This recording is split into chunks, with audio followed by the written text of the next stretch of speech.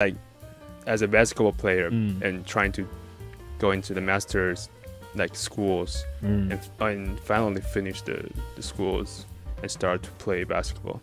Yeah, but I think it's more difficult in Taiwan. Because in Taiwan, for a basketball player or any sports player, that we always tell them to focus on sports. Yeah, not academically needed.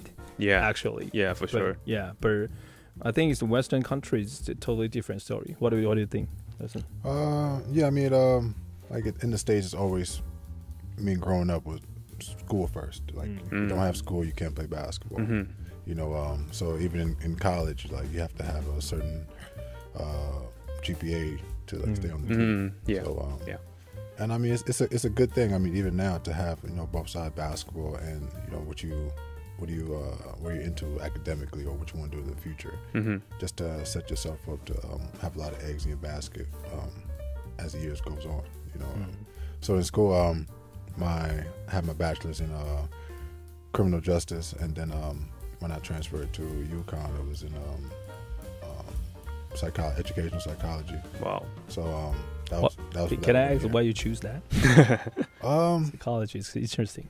Just always been intrigued of like knowing why and why things work. You know, I feel like if you start in the mind of knowing the humans, what we want and how we react, everything else we have comes off of our emotions and what we need. I feel like that's the foundation of everything.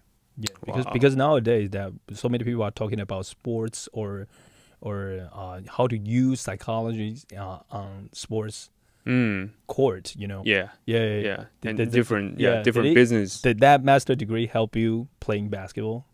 I mean, not too much. I mean, it's a good thing. It lets you learn about people more, and like you might probably could develop a certain skill that you probably didn't notice of, you know, trying to be a leader and how to work around other people, other humans and stuff, you know. So probably played a little part. Yeah.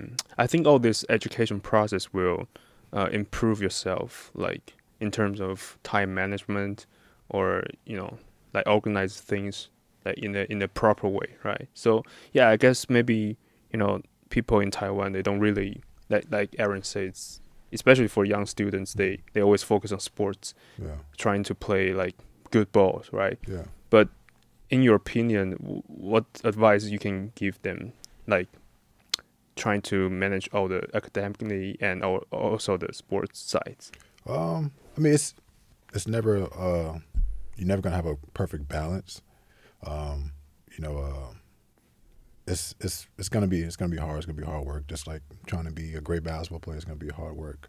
You know, but I think it's definitely possible that you can try to manage both to your best abilities. You know, and it all depends what kind of field you're going to academically. If you're trying to be a doctor, at the same time trying to be the best player, it's going to be very difficult to do that. Yeah, of course. You know, so it all depends. You know, what's your drive, what's your passion, what's your motivation. You know, so it all depends. I think the main point is because I think it's education. Yeah. Because in Taiwan, we actually always be taught that we have to be focused on one thing only.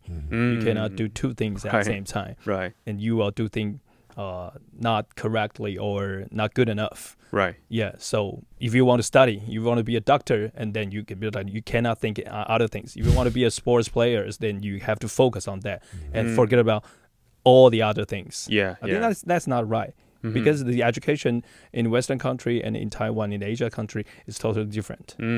Yeah, I think the whole system is different. Whole system is different. That's why you can see how Jeremy, it's rare to see if he was born in Taiwan.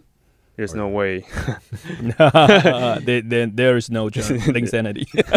There's no way he can get into the NBA and also graduate from Harvard. Yeah, that's a big accomplishment. That's for sure. Yeah.